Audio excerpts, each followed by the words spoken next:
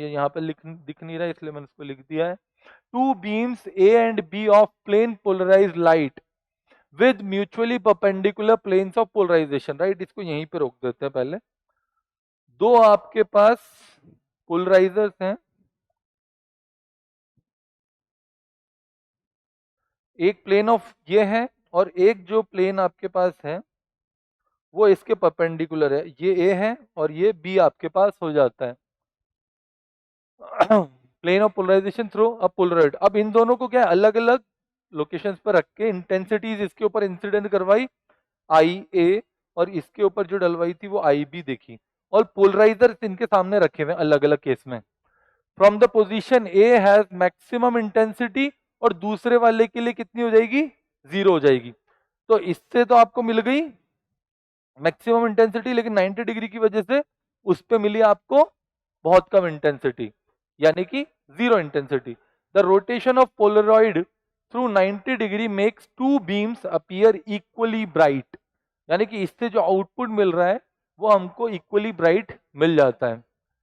If initial intensities of two beams are I A and I B then I A by I B. तो ये काफी easy सा question हो जाता है।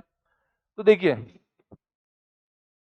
आई ए डैश जो आपके पास होगा वो आई ए टाइम्स कॉस स्क्वायर 30, या थीटा लिख रहा हूं अभी मैं ना आपके पास, या लिख ही लेते हैं चलो, कॉस स्क्वायर 30 डिग्री हो जाएगा एक के केस में फर्स्ट। और दूसरे के केस में क्योंकि वो इक्वल है, लेकिन वो इक्वल ब्राइट कर रहा है, लेकिन उसके बीच इन दोनों के बीच में एंगल कितना है, 90। तो ये अगर 30 डिग्री था तो ये कितना हो जाएगा आपके पास, 60 डिग्री। तो आई बी डैश आपके पास क्या हो जाएगा, I B into cos square 60 degree, ठीक है। और ये दोनों इक्वल हैं, यानी कि I A by I B equal to cos square 30 divided by cos square 60 degree, ये चीज हो जाती है। व्हाट इज दिस, √3/2 यानी कि 3/4।